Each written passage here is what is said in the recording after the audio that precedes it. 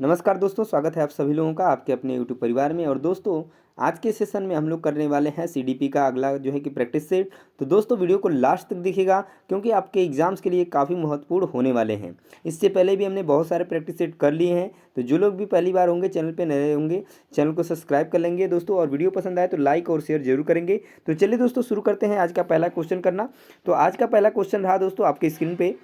पहला क्वेश्चन है यहाँ पर कि भारत में अधिकांश कक्षाएं बहुभाषी होती हैं। बात बिल्कुल सही है। और इसे शिक्षक द्वारा चाहिए के रूप में देखा जाना, समस्या के रूप में, संसाधन के रूप में, बाधा के रूप में, परेशानी के रूप में। तो अगर बात बताइए कि अगर कक्षा बहुभाषी होगी तो वह क्या होगा? क्या वह एक समस्या होगी, बाधा होगी, परेशानी होगी? नहीं, बिल्कुल नहीं होगी। क्या होगी? तो वह एक संसाधन होगी। तो राइट आंसर बनेगा दोस्तों ऑप्शन नंबर बी इस क्वेश्चन का। नेक्स्ट क्वेश्चन की तरफ चलते हैं। Question number second number question है आपका, शिक्षार्थियों द्वारा दी गई गलतियां और त्रुटियां शिक्षक और शिक्षार्थियों की असफलता के सूचक हैं। उनके चिंतन को समझने के अवसर के रूप में देखी जानी चाहिए, या कठोरता से निपटाई जानी चाहिए, या बच्चों को कमजोर अथवा उत्कृष्ट चिन्हित करने के अवसर हैं। तो निश्चित रूप से जो शिक्षार्थियों द्वारा गलतियां होती हैं, त्रुटियां होती हैं, वो उनके चिंतन को समझने के अवसर के रूप में देखी जानी चाहिए। तो करेक्ट आंसर बनेगा दोस्तों ऑप्शन नंबर बी। अगले क्वेश्चन की तरफ चलते हैं दोस्तों। क्वेश्चन नंबर तीन है, के विचार से बच्चे, यानी यहाँ पर डैश है, ठीक है, डैश के विचार से बच्चे सक्रिय ज्ञान निर्माता तथा नन्हे वैज्ञानिक हैं जो संसार के बारे में अपने सिद्धांतों की रचना करते हैं। यानी किसके विचार से?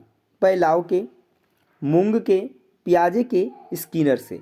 तो अगर आपने पढ़ा है दोस्तों ध्यान से, तो इस क्वेश्चन का आंसर देने में आपको कोई परेशानी नहीं होनी चाहिए। और जो भी क्वेश्चन का इस क्वेश्चन का आंसर नहीं दे पाएगा दोस्तों, निश्चित रूप से उसके लिए सीडीपी बहुत ही, यानी कि आपने पढ़ा नहीं है या फिर आपने ध्यान नहीं दिया है। इस क्वेश्चन का आंसर हर एक बंदे को आना चाहिए जो है सीटेट की तैयारी कर रहा है। तो यूँ है दोस्तों, पियाजे साहब ने बताया है कि जो बच्चे होते हैं वो अपने ज्ञान का निर्माण खुद करते हैं। और उन्होंने किसी भी बच्चे को, यानी बच्चे को क्या कहा है? नन्हे वैज्ञानिक का नाम दिया है। तो ये भी आपसे क्वेश्चन एग्जाम में पूछा जा सकता है और पूछा भी गया है।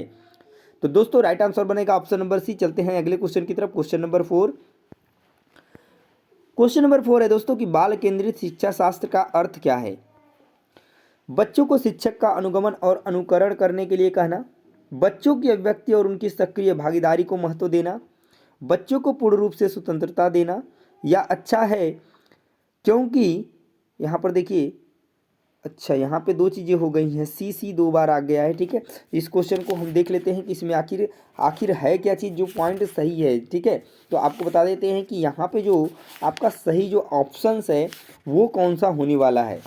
तो दोस्तों यहाँ पे अगर क्वेश्चन 4 की हम बात करें तो यहाँ पर बच्चों को पूर्ण रूप से स्वतंत्रता देना, ठीक है, बच्चों को पूर्ण रूप से क्या करना? स्वतंत्रता देना है। ये बात वाला पॉइंट सही है। ये जो है किसी दूसरे क्वेश्चन का आ गया है। तो चौथा ऑप्शन मैं आपको खुद से बता दे रहा हूँ कि चौथा ऑप्शन क्या है। तो आपका ना वो आपका डी वाला पॉइंट, बच्चों को नैतिक शिक्षा देना है, ठीक है। यहाँ पे गलती हो गया था, मिसप्रिंट हो गया था, पर यहाँ पर अब चीज़ें सही हो गई हैं, ठीक है। चलिए आगे देखिए। तो इस क्वेश्चन का आंसर पहले बताइए कि बाल केंद्रित शिक्षा का अर्थ है क्या? तो बाल केंद्रित शिक्षा का अर्थ है दोस्तों कि बच्चों की अभिव्यक्ति और उनकी सक्रिय भागीदारी को क्या करना? महत्व देना। तो करेक्ट आंसर बनेगा दोस्तों option number B. Next question देखिए, क्वेश्चन नंबर 5। क्वेश्चन नंबर 5 क्या है दोस्तों? क्वेश्चन नंबर 5 है कि जटिल परिस्थिति को संसाधित करने में शिक्षक बच्चों की सहायता कर सकता है। यानी परेशानी हो रही है बच्चे को, तो कोई भी सहायता ना देकर जिससे बच्चे अपने आप निर्वाह करना सीखें, या उस पर एक भाषण देकर, या कार्य को छोटे हिस्सों में बांटने के साथ निर्देश लिखकर, या प्रतियोगिता को बढ़ावा देकर, या और सबसे पहले कार्य पूरा करने वाले बच्चे को पुरस्कार देकर। तो किस तरीके से आप जटिल परिस्थिति को संसाधित करने के में शिक्षक जो है बच्चों की सहायता कर सकता है? तो निश्चित रूप से आप कार्यों को क्या करेंगे? जो भी जटिल कार्य है उनको छोटे छोटे हिस्सों में बांट देंगे, और बांटने के बाद उनको हम निर्देश देकर दे सकते हैं, बता सकते हैं, ताकि बच्चे जो है उस जटिल परिस्थिति को क्या कर सके? आसानी से उसका समाधान कर सके। तो राइट आंसर बनेगा दोस्तों option number C. Next question की तरफ चलते हैं दोस्तों। क्वेश्चन नंबर 6 नंबर क्वेश्चन है कि शिक्षार्थियों से यह अपेक्षा करना कि वे ज्ञान को उसी रूप में पुनः प्रस्तुत कर देंगे जिस रूप में उन्होंने उसे ग्रहण किया है। तो यह कैसा है? यह एक प्रभावी आकलन युक्ति है या समस्यात्मक है, क्योंकि व्यक्ति अनुभवों की व्याख्या करते हैं और ज्ञान को ज्यों का त्यों पुनः उत्पादित नहीं करते, या अच्छा है क्योंकि जो भी हमारे मन में है हम उसे रिकॉर्ड करने लगते हैं, या अच्छा है क्योंकि यह शिक्षक के लिए आकलन में सरल है। करेक्ट आंसर बनेगा आपका ऑप्शन नंबर बी कि यह क्या है, एक चीज़ समस्यात्मक है क्योंकि व्यक्ति अनुभवों की व्याख्या करते हैं और ज्ञान को ज्यों का त्यों पुनः उत्पादित नहीं करते हैं। बिल्कुल पॉइंट सही है, तो राइट आंसर बनेगा आपका ऑप्शन नंबर बी इस क्वेश्चन के लिए। नेक्स्ट क्वेश्चन देखिए दोस्तों, क्वेश्चन नंबर 7 नंबर क्वेश्चन है कि जब शिक्षार्थियों को समूह में किसी समस्या पर चर्चा का अवसर दिया जाता है तब उसके सीखने का वक्र स्थिर रहता है, अवनत होता है, समान रहता है, बेहतर होता है। ध्यान से क्वेश्चन को समझिए कि जब शिक्षार्थियों को समूह में किसी समस्या पर चर्चा का अवसर दिया जाता है तो उनके सीखने का वक्र कैसा होता है? क्या स्थिर रह जाता है? क्या अवनत होता है, समान रहता है? नहीं, बिल्कुल नहीं, ये तीनों पॉइंट गलत है। इससे क्या होता है, जो भी होता है उनके सीखने का वक्र बेहतर होता है। तो करेक्ट आंसर बनेगा ऑप्शन नंबर डी दोस्तों। नेक्स्ट क्वेश्चन है क्वेश्चन नंबर 8। क्वेश्चन नंबर 8 है कि विकास की गति एक व्यक्ति से दूसरे में भिन्न होती है, किंतु यह अनुगमन करती है नमूने का अव्यवस्थित, अप्रत्याशित, क्रमबद्ध और व्यवस्थित एड़ी से चोटी। तो निश्चित रूप से जो विकास की गति होती है वह अनुगमन कैसे करती है? तो वह एक क्रमबद्ध और व्यवस्थित अनुगमन करती है। हाँ, ये बात अलग है कि विकास की जो गति होती है एक व्यक्ति से दूसरे में क्या होती है, भिन्न होती है, पर यह निश्चित रूप से क्रमबद्ध और व्यवस्थित होती है। तो करेक्ट आंसर बनेगा option number C. Next question देखिए क्वेश्चन नंबर 9 नंबर क्वेश्चन है दोस्तों कि विकास के लिए निम्नलिखित में से कौन सा एक उचित है यानी पॉजिटिव है, कौन सा? सामाजिक सांस्कृतिक संदर्भ विकास में एक महत्वपूर्ण भूमिका का निर्वाह करता है। विकास एकल आयामी है, गलत बात है, बहुआयामी है। विकास पृथक होता है। विकास जन्म के साथ प्रारंभ होता है और समाप्त होता है।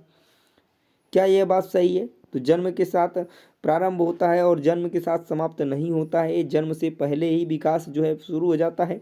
विकास पृथक नहीं होता है। तो करेक्ट आंसर बनेगा आपका ऑप्शन नंबर ई। ठीक है, कि विकास जो है सामाजिक सांस्कृतिक संदर्भ के विकास में जो है एक महत्वपूर्ण भूमिका का क्या करता है, निर्वाह करता है। नेक्स्ट क्वेश्चन है क्वेश्चन नंबर 10। व्यक्तियों में एक दूसरे से भिन्नता क्यों होती है? क्या जन्मजात विशेषताओं के केवल कारण होती है या वंशानुक्रम और वातावरण के बीच अन्योन्य क्रिया के कारण होती है? प्रत्येक व्यक्ति को उसके माता पिता से जीनों का भिन्न समुच्चय प्राप्त होने के कारण होती है या वातावरण के प्रभाव के कारण होती है? तो देखिए, अगर हम व्यक्तियों में एक दूसरे से भिन्नता इस वजह से होती है, वंशानुक्रम और वातावरण के बीच अन्योन्य क्रिया के कारण होती है दोस्तों, तो निश्चित रूप से राइट आंसर बनेगा आपका ऑप्शन नंबर बी। ठीक है, इस चीज़ को आप ध्यान देंगे, ना ही केवल वंशानुक्रम ना ही केवल वातावरण, दोनों को मिक्सिंग करने के साथ ही एक दूसरे में भिन्नता पाई जाती है हर एक व्यक्तियों के अंदर। अगले क्वेश्चन की तरफ चलते हैं दोस्तों, क्वेश्चन नंबर 11 नंबर क्वेश्चन है कि बच्चे के समाजीकरण में परिवार भूमिका निभाता है। रोमांचकारी, मुख्य, गौड़, कम महत्वपूर्ण। तो बच्चे के समाजीकरण में जो परिवार की भूमिका होती है वह निश्चित रूप से कैसी भूमिका होती है? तो मुख्य भूमिका होती है दोस्तों, क्योंकि बच्चा जो भी चीज़ें समाज के बारे में सीखता है सबसे पहले परिवार से ही सीखना स्टार्ट करता है। सारी चीज़ें वहीं से सीखता है, चाहे उसके सांस्कृतिक हों, चाहे उसके व्यवहार हों, चाहे उसके संस्कार हों। तो निश्चित रूप से उसकी भूमिका क्या होगी, मुख्य होगी। तो करेक्ट आंसर बनेगा option number B. Next question की बात करते हैं। अगला क्वेश्चन है क्वेश्चन नंबर 12। निम्नलिखित में से कौन सा एक सही मिलान वाला जोड़ा है? औपचारिक संक्रियात्मक बच्चा क्या क्या कर सकता है? अनुकरण, प्रारंभ, कल्पनात्मक खेल। शैशवावस्था में क्या होता है? तर्क का अनुप्रयोग और अनुमान लगाने में सक्षम। पूर्व संक्रियात्मक बच्चा निगमनात्मक विचार, या मूर्त संक्रियात्मक बच्चा संसारण और वर्गीकरण योग्य। करेक्ट आंसर बनेगा आपका ऑप्शन नंबर डी कि जो मूर्त संक्रियात्मक बच्चे होते हैं वो संरक्षण और वर्गीकरण करने के योग्य होते हैं। तो राइट आंसर आपका ऑप्शन नंबर डी। बाकी जो है कि बिल्कुल गलत है, सही मिलान नहीं है। तो right answer option number D होगा। दोस्तों चलते हैं अगले क्वेश्चन की तरफ। क्वेश्चन नंबर 13 नंबर क्वेश्चन है कि एक बच्ची कहती है कि धूप में कपड़े जल्दी सूख जाते हैं। वह की समझ को प्रदर्शित कर रही है। उल्टा हो गया है, ठीक है, सूख जाते हैं की समझ को प्रदर्शित कर रही है। तो अहम केंद्रित चिंतन, कार्य कारण, विपर्ययन चिंतन, प्रतीकात्मक विचार। करेक्ट आंसर क्या बनेगा? तो निश्चित रूप से यह कार्य कारण है कि धूप में कपड़े जल्दी सूख जाते हैं। तो ये कार्य का क्या है? कारण है। तो ये इस चीज़ को समझ को प्रदर्शित कर रही है। तो राइट आंसर बनेगा option number B. Next question है क्वेश्चन नंबर 14 नंबर क्वेश्चन। पियाजे के अनुसार बच्चों का जो चिंतन होता है वयस्कों से भिन्न होता है, बजाय के किसके बजाय? आकार, मित्र परकता के, प्रकार मात्रा में, आकार किस्म में, मात्रा प्रकार में।